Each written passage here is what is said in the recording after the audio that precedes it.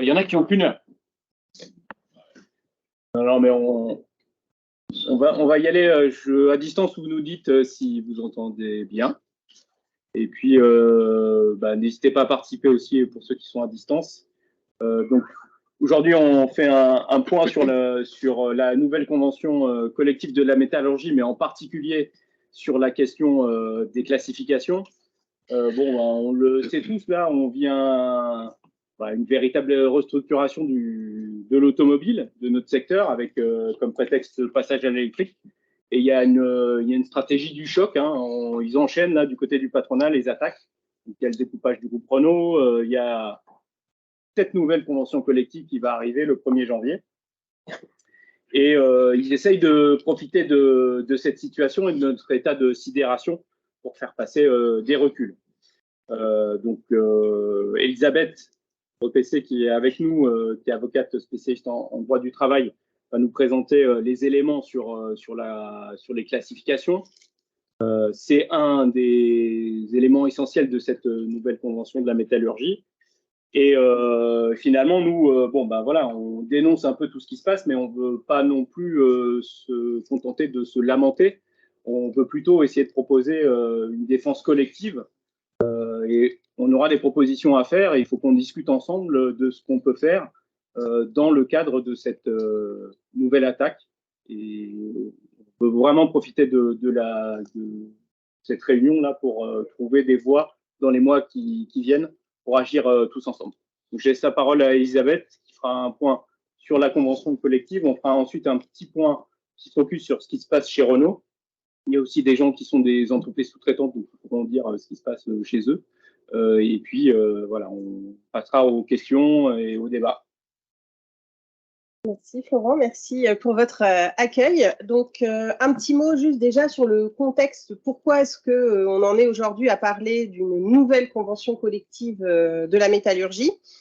Le texte qui entrera en vigueur donc, au 1er janvier 2024, c'est le fruit, en fait, c'est l'aboutissement d'une négociation qui a duré quasiment 7 ans. Donc voilà, quelque chose quand même de long et de dense pour arriver en fait à ce nouveau texte qui avait en fait pour vocation à l'origine, et j'imagine que pour certains c'est toujours le cas, de regrouper en fait les droits et les garanties et la manière d'organiser le travail des métallurgistes dans un seul et même texte. Parce que la convention de la métallurgie, elle n'existe pas aujourd'hui en tant que telle, c'est une addition de textes. Donc, on a des conventions territoriales, par exemple la convention de métallurgie région parisienne, des conventions territoriales, des accords nationaux et une convention des ingénieurs et des cadres. Donc, le nouveau texte qui a été signé le 7 février 2022 par FO, la CFDT, la CFE-CGC et l'UIMM, et pas par la CGT, donc, c'est un texte qui regroupe, pas qui regroupe, mais c'est un texte unique, en fait, pour tous les travailleurs de la branche de la métallurgie. C'est ça, vraiment, déjà, qu'il faut comprendre le pourquoi on en est arrivé là. Le plus gros morceau, en fait, de cette convention collective, celui qui nous intéresse aujourd'hui, c'est la classification, puisque on n'est pas, en fait, les signataires en fait de cette convention, ils n'ont pas en fait revu le système qui existe aujourd'hui. C'est pas une modification un petit peu du système, pas du contenu de ce qui existe aujourd'hui. C'est vraiment un nouveau système totalement différent de celui qui existe aujourd'hui. Et c'est la raison pour laquelle il y a besoin en fait de revenir sur les fondamentaux de ce nouveau système. L'UIMM a présenté, donc l'UIMM, tout le monde sait ce que c'est, c'est le syndicat patronal en fait, qui regroupe les employeurs de la métallurgie.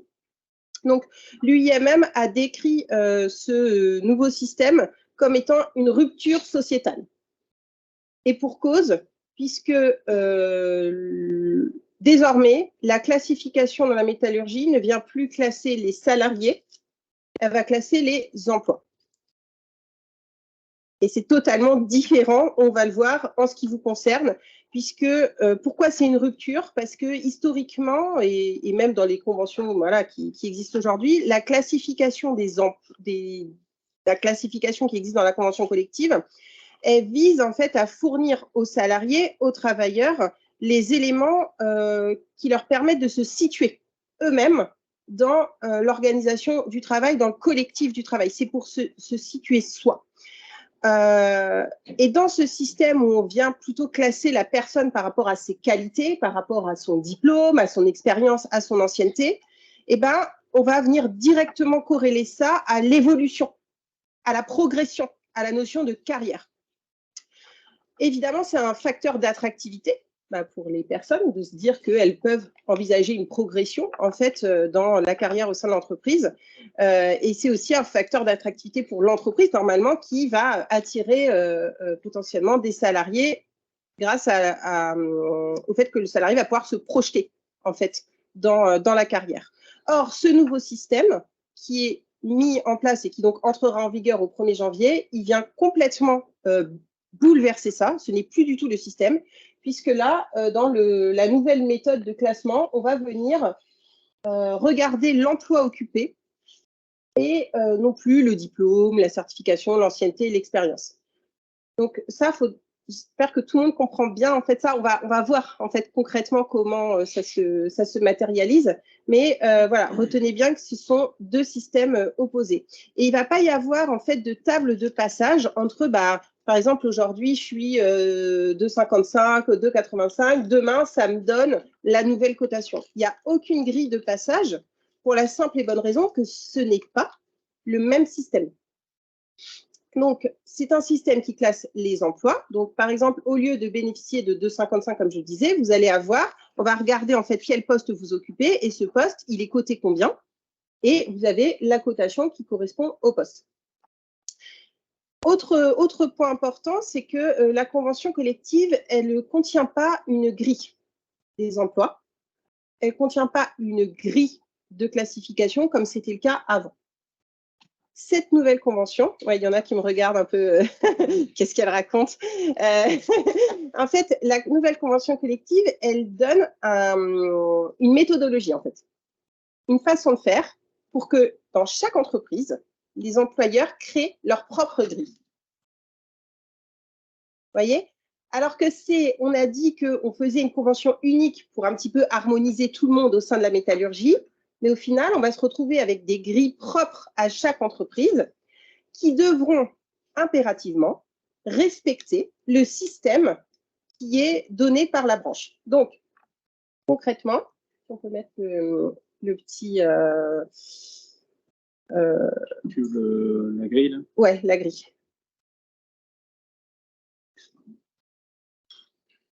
Donc, comment va fonctionner le nouveau système?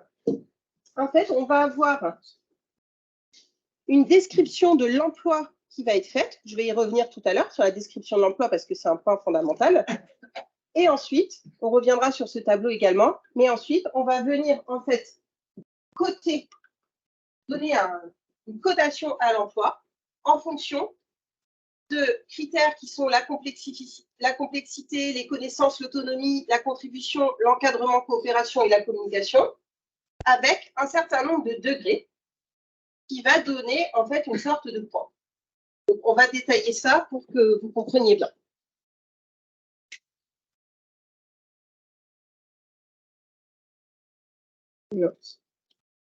Voilà. Donc, avant de procéder à la cotation de l'emploi, que doit faire l'employeur? Parce que vous avez compris que c'est l'employeur qui fait tout seul. Enfin, en tout cas, c'est prévu que c'est un système unilatéral.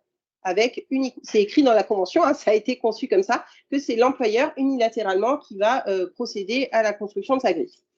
Donc, pour procéder à la cotation des emplois, il faut d'abord définir quels sont les emplois au sein de l'entreprise. Donc ça, je pense que vous avez déjà un petit peu entendu parler, qu'en ce moment, il y a des descriptions des emplois. On reviendra tout à l'heure sur le cas spécifique chez vous, mais on va regarder les emplois qui existent et l'employeur doit établir des fiches dans lesquelles il va décrire notamment, on verra que ça a un sens après, la description des activités significatives de l'emploi.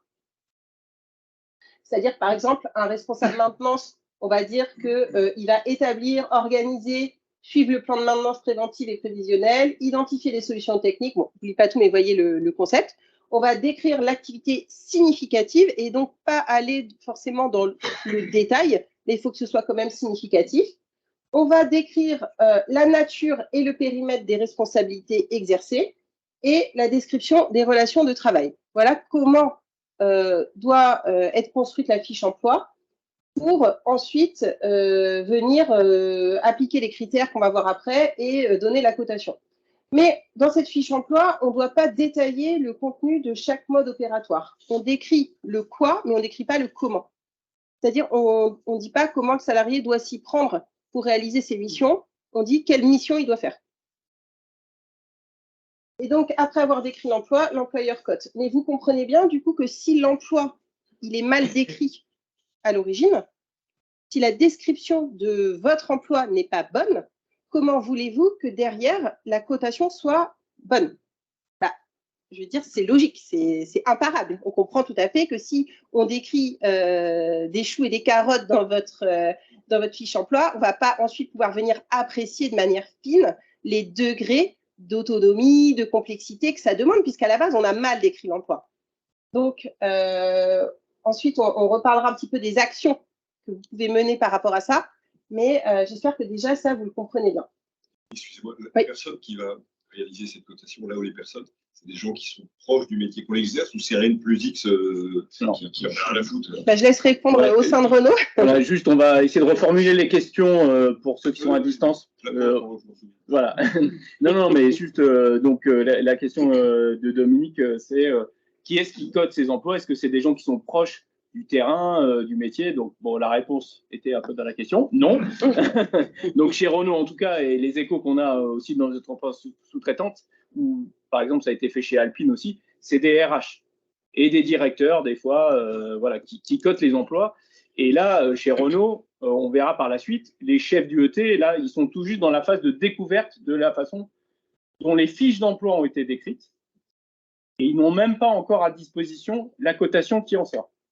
Donc là, ils sont eux-mêmes les chefs du ET, qui sont peut-être ceux qui connaissent le mieux, enfin encore que bon, dans la hiérarchie, ceux qui connaissent le mieux le boulot, ben non, c'est pas eux qui participent à la cotation de ça. Il y a peut-être eu des ateliers, des trucs, mais pour l'instant, c'est vraiment loin du boulot.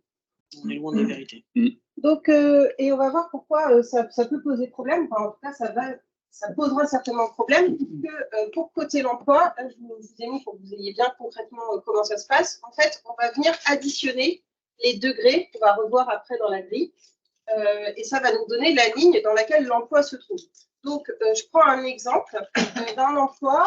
Donc, on a la fiche descriptive d'emploi qui est faite par l'employeur, et ensuite, l'employeur va venir regarder combien de points, quel degré, en fait, il attribue à chaque critère. Il va dire, par exemple, ce poste, si je dis tout à l'heure le poste responsable maintenance, il va dire, pour être, cet emploi de responsable maintenance, il a une complexité d'activité de degré 5, un niveau de connaissance requis de degré 4, une autonomie requise de degré 5, etc. Donc, ensuite, on va venir additionner les points en fait, qui en résultent pour, vous voyez là, on compte juste, c'est tout simple, on arrive à 24 et 24, on a juste à se référer en fait à la grille. On regarde 24, c'est où? C'est là. Donc 24, c'est la classe d'emploi 6 et c'est le groupe d'emploi C. Et donc le salarié qui occupe cet emploi-là, il aura C6.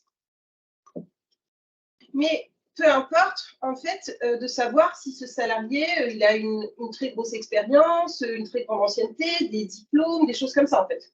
On ne va pas regarder les qualités propres du salarié, on va décrire les emplois dans l'entreprise, on va regarder le salarié, quel emploi? Celui-là.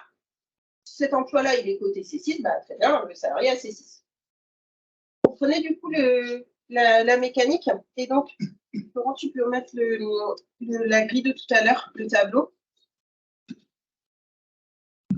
Et donc, pour venir dire, par exemple, que tel poste en complexité, il a le degré 6, en fait, l'employeur regarde les définitions de chaque degré par rapport à la colonne du critère et va définir unilatéralement quel est le degré qu'il estime être nécessaire pour occuper ce poste. Donc, ça veut dire que, en fait, quand vous comprenez du coup que l'aspect description de l'emploi, elle est hyper importante parce que si on décrit mal l'emploi ou si on connaît mal l'emploi que vous êtes en train de faire, comment on peut savoir quel degré de connaissance ça requiert? On ne peut pas vraiment le savoir. Si on n'a pas bien décrit, ou si même on ne connaît pas l'emploi. Donc, ça donne un système qui peut générer énormément de confusion et d'incompréhension. Donc, là, une fois qu'on a décrit un petit peu le système, on va voir comment il s'applique à vous. Donc, la procédure d'attribution du classement individuel de chaque salarié. Alors, il y a un petit peu un flou artistique sur la notion de fiche descriptive d'emploi. Ce n'est pas dit, on verra tout à l'heure avec Renaud, mais ce n'est pas explicitement dit à quel moment le salarié a connaissance de sa fiche descriptive d'emploi, ni on lui dit sur quel emploi il a été positionné. En revanche, la Convention prévoit très expressément que lors de la première application de la Convention, c'est-à-dire là en janvier 2024, chaque salarié doit se voir notifier la cotation, le classement de son emploi et donc la cotation. Autrement dit, quelle va être sa classification en fonction de comment a été coté son poste. Le salarié aura 1 mois pour demander des explications sur son classement. Autrement dit, pour demander pour chaque critère, quel est le degré qui a été retenu. Parce qu'en fait, on saura que le Si on ne demande pas, on n'aura pas le détail. Voilà. En fait, si moi je vous dis, t'es C6, vous ne savez pas, je dis n'importe quoi, hein, vous ne savez pas qu'est-ce qui a amené à C6, quel est le calcul en fait qui a amené à C6. On ne connaît pas le détail pour chaque critère, quel degré a été retenu. Et donc, il faut le demander pour pouvoir avoir connaissance. On fera le point après sur ça. Alors, on va finir l'explication, puis après, on discutera ensemble de comment vous pouvez mettre en place.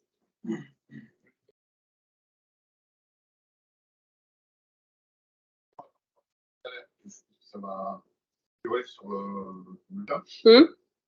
C'est-à-dire qu'on leur bulletin de salaire, ça va avoir classement, un trop tard pour demander des explications. Alors, non, en fait, ce ne sera pas trop tard puisque la Convention prévoit bien que le salarié a 1 mois pour demander des explications à compter du moment où il se voit notifier la cotation. Sachant que, là, on va y revenir, mais en fait, ces cotations, vous avez compris que ça fait référence ensuite à une grille de salaire, bien évidemment. Mais pour ceux qui sont déjà, on va dire, C8, F11, CX salaire, ça c'est la grille des rémunérations. Mais vous qui êtes déjà dans l'emploi, l'entrée en vigueur de cette nouvelle convention ne doit pas conduire à baisser votre rémunération. Donc, ce n'est pas parce que vous allez découvrir votre cotation que vous allez être mis au salaire correspondant. Vous conservez votre rémunération, bien évidemment. Ça, c'est écrit dans la convention ou c'est comme ça chez Renaud? C'est écrit dans la convention.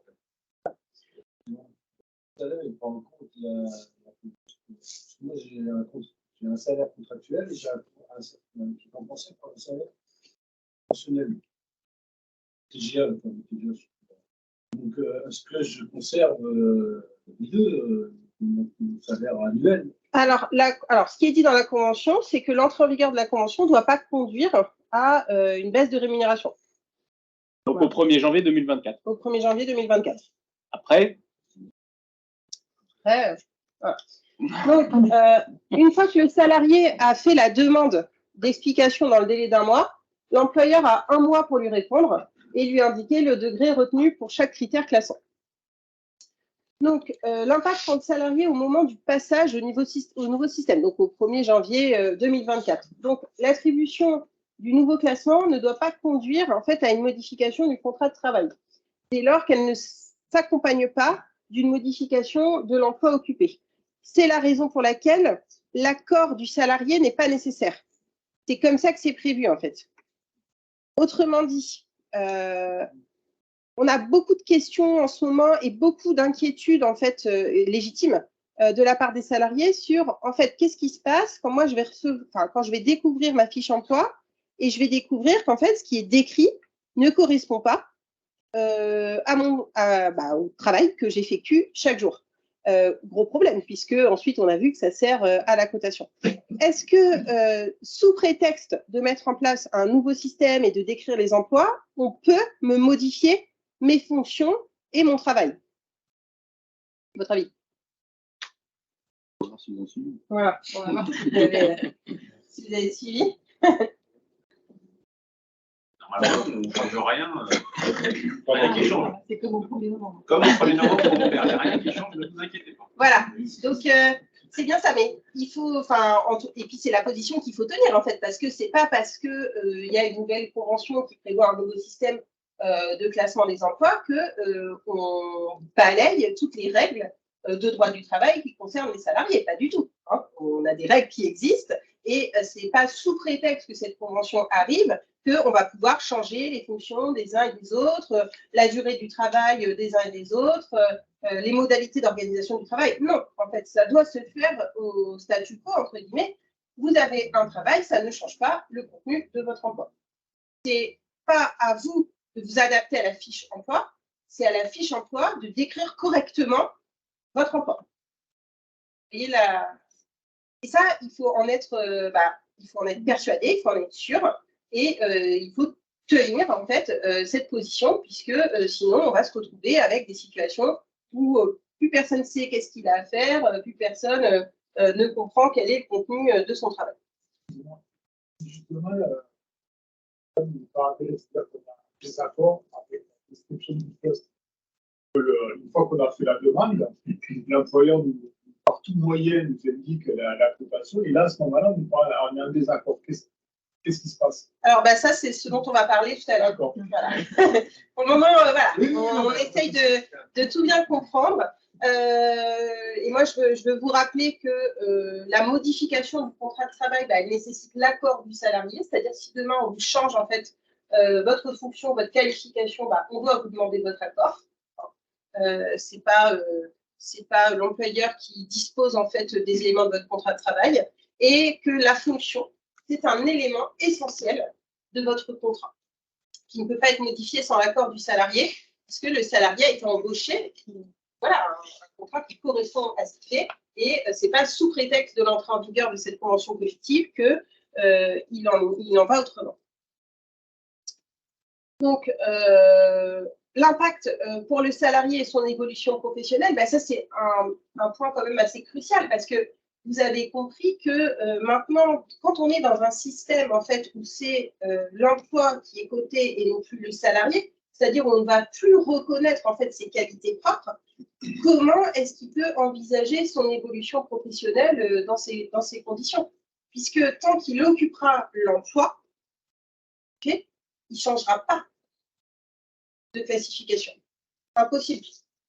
C'est que si il change d'emploi, et là, le changement d'emploi, je pense que tout le monde sait ici que ce n'est pas à la main du salarié, mais bien à la main de l'employeur.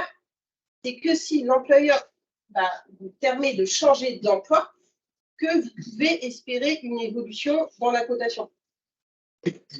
Mais il y a aussi le cas où on change d'emploi, mais tout en restant en fait dans un emploi qui est coté pareil. Et donc là, idem, on ne va pas changer en fait de cotation. Et le système tel qu'il est décrit en fait dans la convention collective, tout basiquement, c'est un emploi, une cotation. Et on verra tout à l'heure que peut-être que chez Renault, il y a des aménagements en fait qui sont faits par rapport à ça, mais normalement, c'est un emploi, une cotation.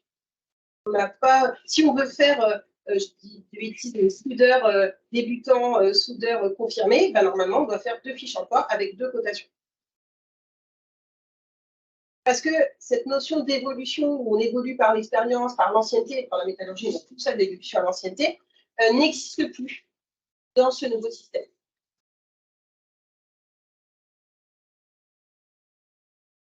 Alors, on a fait un petit focus sur les cadres, puisque donc, la nouvelle grille, en fait, elle nous dit que les salariés qui ont statut cadre, c'est ceux qui occupent un emploi qui est classé minimum F11. Vous voyez la F11 sur la grille. Donc, c'est que si mon emploi est classé minimum F11 que je suis cadre. Si mon emploi il est classé E10, je ne suis pas cadre. Donc, ça, c'est la première information. Qu'est-ce qui se passe pour les salariés, puisque le cas va se présenter, qui sont aujourd'hui cadres, mais dont l'emploi occupé, Renault va décider que ce n'est pas un emploi qui relève minimum de F11. C'est un emploi E10. Et là, on peut tout à fait se poser, et à l'inverse aussi. Mais là, on va d'abord parler de ceux qui étaient cadres et qui occupent un emploi côté E10. Alors, la convention collective nous dit que, du coup, ils sont cadres. C'est logique, puisqu'ils ne sont pas dans un emploi côté cadre, mais qu'ils vont en fait continuer à avoir un maintien en fait, des avantages liés au fait d'être cadre, donc notamment en termes de préavis de licenciement, d'indemnité de licenciement, sans qu'ils occupent l'emploi, tant qu'ils occupent leur emploi. Si demain, ils changent d'emploi, alors, si demain, ils changent d'emploi, même s'ils sont toujours E10, mais qu'ils changent d'emploi, c'est plus le même emploi, et ils n'ont plus la garantie de maintien des avantages qu'ils avaient en étant cadres. D'accord? Donc, on continue de bénéficier des avantages, mais on n'a plus le statut. Ce qui fait que quand on va changer d'emploi, vu qu'on avait déjà plus le statut, et que le maintien, c'est que tant qu'on reste dans son emploi, on n'a plus le maintien des garanties. Ça vous paraît clair, ça? Le forfait jour, c'est considéré comme un avantage, par exemple? Alors, le forfait jour, c'est pas... Non, en fait, le forfait jour, c'est pas une garantie, en fait, qui est liée au statut de cadre. Ça, faut bien comprendre que le forfait jour, c'est une modalité d'organisation du temps de travail. Et donc, on peut être au forfait en étant cadre, mais on peut aussi être au forfait jour en étant non cadre. Alors qu'on a une organisation du travail qui fait qu'on n'a pas la possibilité de... On a une autonomie, en fait, qui fait qu'on ne décompte pas les heures. Donc, le forfait n'est pas une garantie maintenue, c'est une modalité d'organisation du temps de travail. D'accord? Après, nous, on nous a toujours dit, enfin, pas le cas, donc ça nous est un peu égal, mais on nous a toujours dit les cadres, ils sont pour forfait jour, donc ils pouvaient très bien, par exemple, faire du 11h, 13h, et puis le lendemain, des horaires beaucoup plus longs, et puis ils avaient quand même une notion de mission, c'est-à-dire que eux, ils avaient pour rôle de remplir une mission à la fin d'année, il faut que le truc soit fait. Contrairement à des techniciens où il y a quand même un cadre horaire beaucoup plus strict. Mais du coup, là, il y aura des gens qui seront qui n'ont pas tout à fait le statut cadre, mais sur des postes de cadre, mais qui n'auront pas le forfait jour. Mais ça rien. On verra. Et encore, ce sera le jour du passage. Mais après, comme vous venez de l'expliquer, si il change de poste, il a toujours le statut, mais il n'a plus les avantages, ou le contraire. Enfin.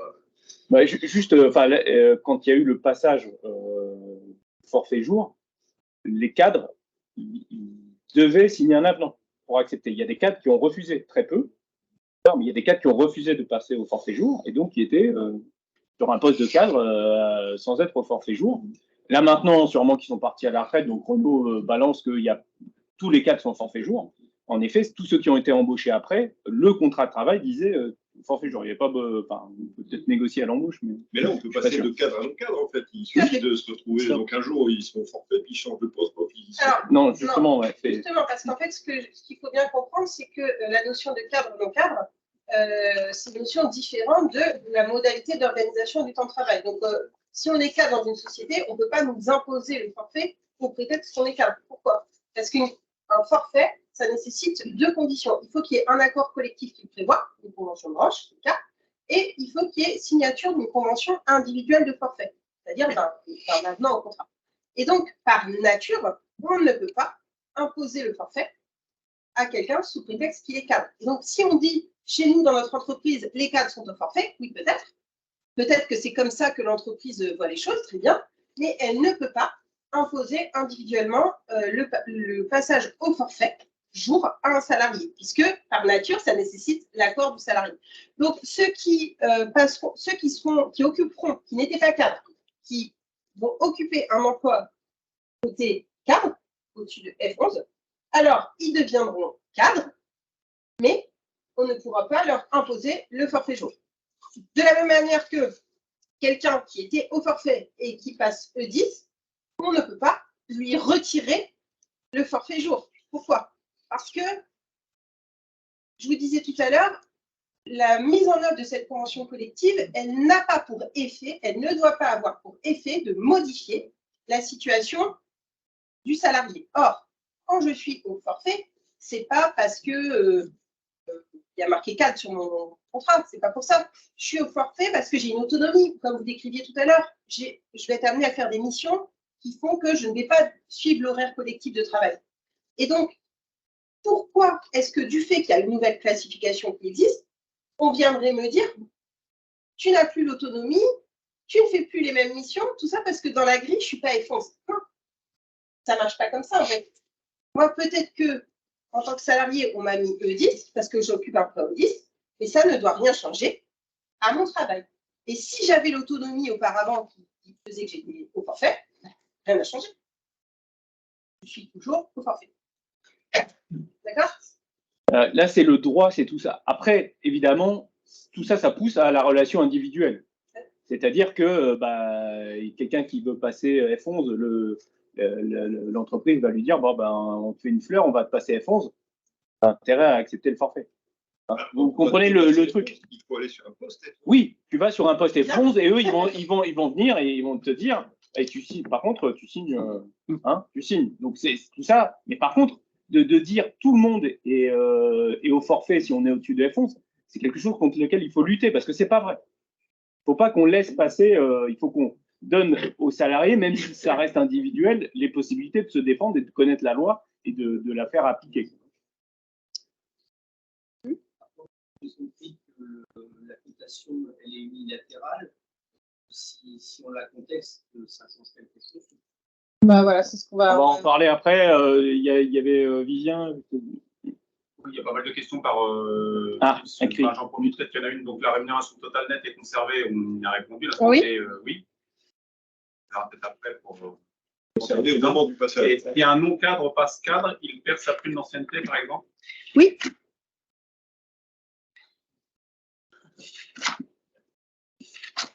Vivien, tu avais une question? Oui, sur les NAO, par exemple, c'est pas les NAO suivant cadre et pas cadre. C'est-à-dire qu'à la marge, là, ceux qui sont en bascule sur F11 et F10, vont avoir des négociations annuelles obligatoires qui ne tomberont plus chez les cadres, mais chez les non-cadres. Après, ça, ce sera à voir comment, si Renault va organiser ses futures négociations par rapport à ça. Là, je ne sais pas, moi, s'ils vont changer quelque chose dans la manière de négocier ou non. Voilà. Mais en tout cas, l'élément vraiment majeur de cette classification, c'est que l'emploi est coté. Mais c'est aussi que du coup, là où on pensait être propriétaire, entre guillemets, de sa classification et de son statut, on voit que non, en fait.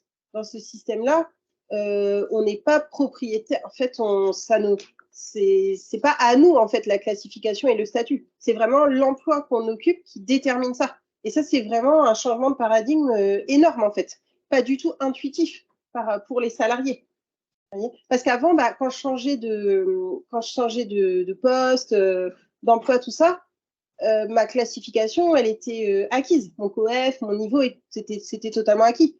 Alors que maintenant, si je change d'emploi, l'employeur va être amené, s'il veut me mettre, alors si j'ai un truc plus haut, tant mieux, mais l'employeur peut être amené à vouloir me proposer un emploi coté moins bien, en dessous, et du coup, je peux me retrouver, alors, sous réserve de l'accord du salarié, bien évidemment, puisque le salarié, il faut qu'il donne son accord si on veut le rétrograder, entre guillemets, mais ça veut dire que si je change d'emploi et que c'est un emploi coté à la baisse et que j'accepte, j'aurai la cotation toujours de l'emploi. Je ne conserverai pas en fait C8 en étant sur un emploi C6. C'est pas comme ça que ça marche. Le salaire, par contre, il remettra. En fait, non, parce que le salarié, en fait, peut-être, mais si le salarié accepte. Or, le salarié, on ne peut pas lui baisser sa rémunération sans son accord. Ça, c'est un fondamental qu'il faut garder encore en tête. On ne baisse pas la rémunération du salarié sans son accord. C'est-à-dire qu'on va lui proposer un avenant à son contrat et qu'il acceptera ou il refusera, sachant que le refus d'accepter un avenant au contrat de travail n'est pas une cause, n'est pas un motif de licenciement. D'accord ? Puisqu'on vous dit, vous avez le choix d'accepter, de refuser, on ne va pas vous dire, tu as dit non, du coup, tu es viré. Ce ne serait pas trop logique. Donc, le refus d'une modification de contrat de travail, elle peut entraîner le licenciement que si l'employeur justifie d'un motif économique. Or, ça voudrait dire qu'à l'échelle de l'entreprise, il faudrait que Renault puisse justifier d'un motif éco parce qu'un tel n'a pas voulu passer dans l'emploi en dessous. Ça paraît quand même assez peu justifiable. Il y avait une question sur c'était pour les primes. Elles sont indexées, pas mal de primes qui sont indexées au web, et là, le risque d'être abaissé et de toucher moins de primes pour les gens. Je reformule pour donc il y a des primes qui sont indexées sur les COEF et donc là avec la nouvelle cotation, c'est la question. En fait, ces primes qui sont annexées sur les COEF, bien évidemment que doivent être revues puisque la notion de COEF n'existe plus et qu'il n'y a pas de grille de passage. En fait, entre les anciens COEF et les nouvelles cotations, on ne peut pas faire un passage entre les deux. En fait, donc forcément que ça doit être revu aussi, quoi. Donc là, au niveau de l'accord Renault, il y a une garantie de maintien de ces primes au 1er janvier, toujours, 1er janvier 2024, mais de nouveau par une petite ligne qui se rajoute. Donc les primes d'ancienneté, il y a une petite qui garantit le maintien. Évidemment, ça ne va pas avec les AGS, les AI, c'est un peu comme une garantie accessoire, je crois, donc il n'y aura pas tous les trucs. Et puis surtout, la question ne se pose pas qu'au 1er janvier 2024. C'est le coup d'après. Si on est rétrogradé, entre guillemets, là, je pense qu'il n'y a plus de garantie de maintien. Donc, donc j'insiste quand même sur cette sorte de rétrogradation, que ça nécessitera l'accord du salarié. Mais c'est vrai que là-dessus, c'est un outil, sans être rétrogradé, c'est quand même un outil d'individualisation et de blocage des salaires. On le voit bien parce que ces cotations qui sont assez, il n'y en a pas tant que ça, les techniciens, ils vont être ramassés en 3-4 cases. Ils comparent, y compris à plein d'autres entreprises, en disant, regardez, vous, dans d'autres entreprises, avec cette cotation-là, le salaire, il est vachement plus faible que le salaire que tu as. Donc, ne demande pas d'augmentation. Vu le boulot que tu occupes, le boulot que tu fais, l'augmentation, tu peux toujours te gratter, quoi. Donc, il y a le mini, c'est vrai que ça peut faire flipper, mais en fait, globalement, même sans atteindre le mini, c'est un outil de blocage individuel des salaires. Et puis, nous, on est en pleine mutation technologique vers l'électrique. Donc, des gens super compétents en thermique, s'ils changent là dans l'année qui vient, qu'est-ce qu'ils vont leur dire? Commence au même poste direct en électrique comme ça? Non, qu'est-ce qu'ils vont? Ils vont les faire commencer plus bas. Et oui, il faudra l'accord du salarié. Mais regardez tout ce qu'ils mettent en place en nous enlevant des perspectives, en nous menaçant sur l'emploi. Les gens, ils vont signer. Si ça reste individuel, c'est là qu'il va falloir qu'on discute tous ensemble de comment on réagit collectivement. Parce que là, on voit bien la volonté d'individualiser à fond. Un peu les mécanismes. Oui. Oui. Ouais. Oui, elles ont été revues au mois de juillet. On pourra vous les partager puisque les premières lignes étaient déjà en dessous du SMIC depuis 2022. C'est oui, le SMIC augmentant, c'est dire le niveau de la quota.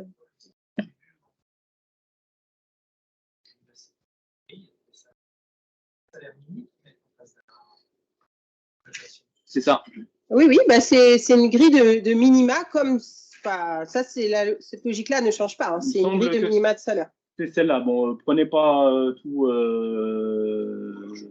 pour argent comptant et trébuchant, mais pour moi, c'est la. Elle a augmenté. Ça a augmenté là? Parce que là, de toute façon, ça m'étonnait parce que là. Avant, sur les COEF, on avait quand même. C'est à 10% en plus.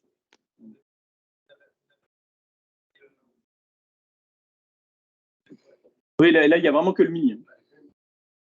Moi, j'avais une question, là. Comme justement, tu disais, Florent, on va avoir le bouleversement thermique électrique. Donc, on va être nombreux à avoir notre emploi qui va être supprimé. Donc, on va nous dire il s'arrête à telle date. Comment ça va se passer? Est-ce que si on est côté C6, ils doivent nous proposer un poste C6 ou est-ce qu'ils peuvent nous proposer un poste en dessous? En fait, là, c'est les règles classiques, j'ai envie de dire, qui s'appliquent. En fait, vous, si vous occupez un emploi C6 et que on est amené à vous, C8 et que l'employeur veut vous proposer un emploi C6, il doit vous soumettre un avenant à votre contrat de travail parce qu'en fait, c'est pas au même niveau, on va dire, sans parler C6, C8 ou quoi. Ça veut dire que si par nature on vous propose un emploi qui est moins bien coté, ça veut dire qu'il requiert moins d'exigences, tout ça. ça veut dire qu'on va venir changer vos fonctions.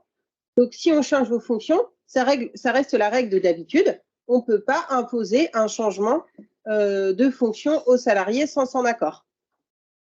Au-delà des considérations C8, C6, C machin.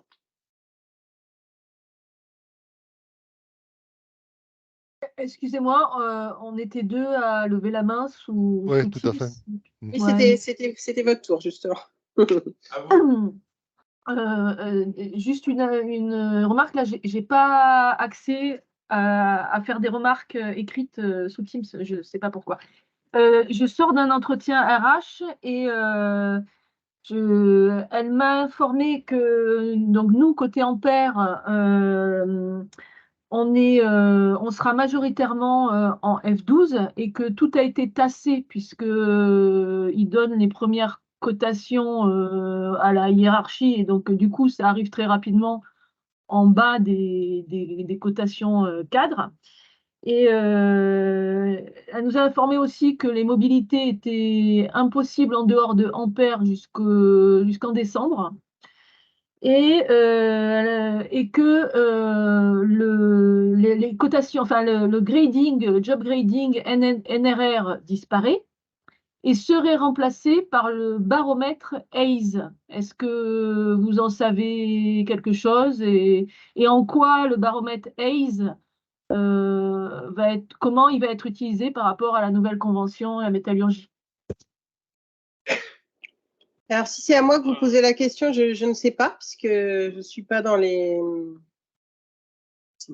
Bon, enfin, simplement, là, sur la rémunération des cadres, déjà, ils ont un petit peu accepté que ça passe dans les NAO, mais il y a très peu de choses. Et depuis un sacré paquet de temps, ils utilisent en effet ce genre de comparaison internationale. Hein. Donc, pour moi, le job grading, c'était déjà le même cabinet. Là, ils ont dû changer de nom et payer un peu plus le baromètre, là. Mais tout ça, c'est pour permettre de comparer, soi-disant, à plein d'autres secteurs différents d'activité et de dire bah, votre salaire, voilà comment il est placé. Donc, c'est un peu ce qu'il y avait dans la lettre de transparence cadre. Je ne sais pas si elles ont disparu, mais bon, il y avait ça. Et souvent, on se retrouvait évidemment avec des salaires plus importants que ce qu'il y avait dans d'autres entreprises. Ils comparent à des choses, enfin c'est complètement flou, hein, c'est encore plus flou. Ça peut être un chef de rayon chez Carrefour et ils disent bah ça c'est équivalent à un poste d'ingénieur, je sais pas quoi, et bon, bah, ils gagnent quand même sacrément moins que donc, on n'était pas au courant qu'ils allaient changer ça, mais je pense que la logique même de la convention collective, de la classification de la convention collective, c'est de se rapprocher de ce type de choses. C'est de classification par le poste, par l'emploi, et pas rattaché à la personne. Merci Elisabeth pour. C'était vraiment clair. Je pense que ça nous donne beaucoup d'éléments. Donc là, c'était comme les questions ont empiété. On veut juste faire un petit point sur comment ça se passe chez Renault, mais vraiment très rapide. Et puis après, on discutera ensemble. Il y avait une autre. Pardon. Ouais. J'avais une question au sujet des transferts d'activité à l'étranger. Les postes moi, mon poste, il va être transféré en Roumanie. Donc à partir de janvier.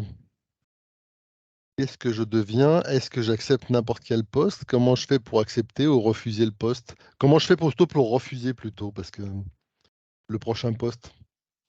Déjà, c'est à l'employeur de vous donner du travail, donc de vous donner un poste. Après, ben, est-ce que ce poste-là, enfin, est-ce que cet emploi, ce poste qu'on veut vous donner, il correspond à votre qualification, à vos fonctions que vous exercez? Auquel cas, bah, vous avez pas, on va pas vous demander votre accord, vous allez devoir le prendre. Et avec maintien de la rémunération, soit on vous propose en fait un poste qui n'est pas identique à qui n'est pas du même niveau ou identique à ce que vous faites avant. Auquel cas, vous pouvez refuser quoi, parce que c'est un changement de fonction. Or, la fonction, elle est quand même décrite dans votre contrat de travail en fait. Alors, pour être franc, aujourd'hui, quand on me demande, quand je fais mes courses ou quand je fais un crédit ou n'importe quoi, quand on me demande mon métier, je ne sais pas répondre. Hein. Non mais je blague pas. Hein. Quel métier je fais, je ne sais pas répondre. Si je dis pilote composant, c'est un truc que personne ne connaît, quoi. Moi, j'ai été contacté, j'ai mis mon CV sur LinkedIn. Il y a, je ne sais plus quel, Emirates Airlines qui m'a contacté pour savoir si je voulais pas piloter des avions chez eux. Non, mais je blague pas, hein. Je blague pas, hein. Non, mais c'est pas une blague, hein. C'est vrai, c'est la vérité. En fait, peut-être que si je vous donne un exemple, je vais vous donner un exemple par rapport à moi, parce que vos métiers, je ne sais pas les décrire, donc je ne peux pas vraiment répondre de manière très concrète sur vos métiers. Mais par exemple, moi, si je suis avocat, je travaille dans un cabinet, je suis avocat en droit du travail, et on me dit, bah, demain, tu vas aller au service qui fait le droit de la famille. Bah, en fait, certes, je suis avocat, mais je ne connais rien au droit de la famille. Donc, en fait, si on me dit d'aller dans le service droit de la famille, c'est une modification de mon contrat, si je suis salarié. Parce que moi, je ne sais pas de quoi on parle, quoi. Alors que même que je suis quand même avocat, vous voyez. Donc, c'est une modification de mon contrat. Alors que si je suis dans un service qui s'occupe que du droit disciplinaire, en droit du travail, et qu'on me dit demain, tu iras au service droit de la durée du travail, bah là, je ne peux pas refuser. Parce qu'en fait, ça reste, peut-être c'est pas exactement, je fais pas exactement cette matière-là, mais ça reste dans mon scope, en fait, ça reste dans ma qualification, je sais le faire, voilà. Oui, parce qu'il y a un problème chez Renault sur les désignations des postes. Moi, la personne qui me remplace en ce moment, qui prend la moitié de mon poste aujourd'hui, elle est pilote module. Et moi, je suis pilote composant. Après, enfin, là, sur ces questions-là, individuellement, on est quand même coincé d'une certaine façon, parce qu'on se fait mettre la pression. Nos postes, soit ils partent en Roumanie, en Espagne, soit ils disparaissent parce que ça passe à l'électrique. Donc, c'est quand même une décision de l'entreprise, globalement, de délocaliser en Espagne, en Roumanie, de passer à l'électrique. Donc, c'est à eux, collectivement, de régler le problème, mais c'est à nous de répondre aussi collectivement. Donc, il faut prendre contact avec un syndicat, regrouper tous ces dossiers-là, parce que combien on est dans ces situations-là? On est des centaines en réalité, à pas avoir de perspective là pour notre avenir, des fois à court terme aussi. Donc, c'est ce truc-là, il faut réagir collectivement, il ne faut pas se laisser faire individuellement. C'est clair, là, tu as les éléments pour dire non, je veux que ça soit la même, je ne veux pas être rétrogradé, je veux avoir un poste équivalent vraiment. Mais c'est la démarche collective qui nous protégera vraiment le plus, hein, je crois. Dans le cas du camarade, là, comment tu fais pour constater que tu es responsable ou pas? Si ton poste il va en Roumanie, j'imagine qu'il ne va pas être coté d'un point de vue INM. Là, c'est la situation actuelle. Il y a quand même une fiche d'emploi, même avant la fiche d'emploi, il y avait des choses. Alors en fait, la question que monsieur posait, en fait, ça, j'ai envie de dire, ça n'a rien à voir avec la nouvelle cotation en soi, parce que ça pourrait être il y a 2 ans ou même cette année qu'on est encore sous le même système qu'il se passerait ça. Donc, tu vois, ça n'a pas vraiment de lien. Là, on parle d'un nouveau système de classement, mais c'est vrai que vous avez 2 sujets qui vous arrivent en même temps. Vous avez Ampère et la nouvelle convention, ce qui amène du coup à énormément de confusion en fait entre les notions. Et la crainte, c'est que justement, il y ait une tentative en fait de mélanger un petit peu les sujets pour laisser penser que du coup la cotation serait obligée de l'accepter ou quoi parce que y a le passage Ampère et qu'on ne saurait plus trop s'y retrouver. Et c'est pourquoi la démarche, en fait, cette démarche-là, elle peut être que collective, en fait. L'analyse des situations, elle peut être que collective, parce que si on regarde un cas dans un coin, dans ci, dans ça, on ne peut pas, en fait, interroger la démarche de l'employeur et éventuellement, s'il y a lieu, la contester. C'est relatif, quoi. Justement, on voit, on est dégradé, mais il faut connaître les 2 cotations des postes, comment ça a été construit, par exemple. Donc là, juste un petit point, justement, sur ce qui se passe chez Renault. Donc là, normalement, tous les QET, ils ont accès à un outil qui donne toutes les fiches d'emploi, les fiches descriptives d'emploi, donc on répète, qui ont été faites en haut lieu par des RH qui connaissent très bien notre boulot. Donc ça, c'est depuis fin août, donc tout le mois de septembre, ils ont eu accès à ce SharePoint-là. Il manque quelques petites informations. Donc sur les fiches d'emploi, il n'y a pas les cotations, normalement. Alors qu'ils sont connus, que les RH les ont, mais ils n'ont pas mis. Genre des fuites, quoi. C'est secret défense, vraiment, on demande... ils ne savent pas comment sont placés les gens qui sont sous leur responsabilité. Il n'y a pas une matrice de passage entre nous, dans notre UET, c'est SME, RMA référent, Il n'y a rien qui leur dise ce que ça devient dans les nouveaux postes, parce que les nouveaux postes ont été rassemblés. Il y a eu beaucoup de rassemblements de postes et ils ont des intitulés qui n'ont rien à voir avec le boulot qu'on effectue. Donc ça, pour l'instant, c'est le flou. Même les QED sont dans le flou. Tout le mois de septembre, peut-être qu'ils vont avoir petit à petit des informations, visiblement, d'après ce que la copine a dit, ils vont commencer à avoir des éléments. Ce que Renault annonce, c'est que fin octobre, on aura tous accès, nous, tous les salariés, on aura accès à un job catalogue online, on aura accès à toutes les fiches d'emploi, il y aura les classements marqués dessus, d'après ce qu'ils disent, donc fin octobre, mais on ne saura toujours pas sur quel poste on a été coté. Il faudra qu'on devine en fonction des intitulés, nos chefs le sauront peut-être, ils pourront nous le dire à l'oral, là aussi, secret défense, hein, rien d'écrit. Voilà, donc ça c'est tout octobre. Et on ne saura finalement définitivement où on est coté que le 1er janvier 2024, où on aura accès à un outil, encore un truc qui nous dira OK, on est coté C6, machin. Ce qui sera officialisé vraiment définitivement sur la feuille de paye de fin janvier, on recevra fin janvier, qui nous dira comment on est coté. Et à partir de ce moment-là, le délai court pour dire, pour demander des explications, pour savoir comment ils sont arrivés à cette cotation-là.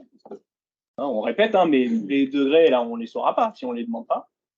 Et puis, maintenant, se pose la question de comment on conteste, comment on fait pour se défendre collectivement, comment on fait pour regrouper les informations. Enfin, quand je dis c'était secret défense, c'est un truc de fou. C'est-à-dire qu'ils avaient dit, soi-disant, que les organisations syndicales au niveau central allaient être dans des ateliers pour coter. C'est complètement faux. Il n'y a rien de tel. Et je vous dis, même les QET aujourd'hui, ils n'ont pas l'information de la cotation de chacun des postes. Ils ne savent pas où est-ce qu'on est placé. Donc maintenant, l'idée, c'est le constat. Ils nous cachent les choses, ce n'est pas la première fois. Simplement pour information, la direction nous a envoyé un courrier là, ce matin pour nous dire qu'Elisabeth n'avait pas le droit de venir au local, ce qui est une nouveauté, qu'on n'avait pas le droit d'utiliser Teams. Donc, ça les fait chier, vraiment, pour rester poli. Donc, c'est un sujet qui est important. Nous, on pense qu'il y a des moyens d'agir collectivement. Que justement, il faut récupérer le maximum d'informations. On a vu, il prévoit un truc qui est de dire, oui, on pourra discuter individuellement avec le chef, machin bidule. On pourra demander individuellement les cotations, comment ça a été construit. Mais déjà, si on ne partage pas ces informations-là, on est mort. Et déjà, comment on fait pour que tout le monde, ça veut dire que tout le monde doit demander ces informations, enfin, le maximum de personnes. Là, la proposition, c'est de discuter un peu de comment on peut agir, et puis après, comment on peut contester aussi. Ça, je ne sais pas trop.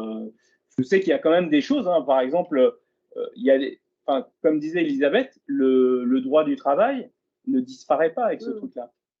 Il y a plein de choses. Donc, baisser notre salaire, pour l'instant, ce n'est pas possible. Sans notre accord, tout ce qui est dit. Mais par exemple, discriminer les femmes, ce n'est pas possible. Pourtant, Renault le fait d'ailleurs. Mais là, par exemple, il faudrait qu'on ait comment sont placées les femmes dans ces grilles de cotation. S'il s'avère que toutes les femmes, elles sont dégradées, ça, c'est illégal. Et évidemment, il va falloir les battre pour avoir ces informations-là. Mais voilà, donc, c'est pas parce que ce truc-là, c'est négatif. Voilà, notre point de vue, c'est que c'est négatif. Il y en a d'autres qui l'ont signé, cette convention. Y compris, il y en a d'autres qui sont formés par le patronat pour venir nous expliquer comment c'est bien. Certifié par le patronat. Donc, pour venir défendre les salariés auprès du patron. C'est bizarre. Mais bon, donc nous, on pense que c'est pas bon pour les travailleurs. Mais maintenant, on va pas pleurer, quoi. On va pas dire, OK, c'est la catastrophe, on va plus rien faire. Non, on va défendre nos droits, on va défendre nos salaires. Y compris sur les salaires, on va le défendre collectivement. Et collectivement, ça veut dire par la grève. Ça veut dire le 13 octobre, il y a déjà une journée nationale qui est prévue. Bon, c'est un vendredi, on verra, mais on ira à la manif à Paris qui est prévue à 14h place d'Italie.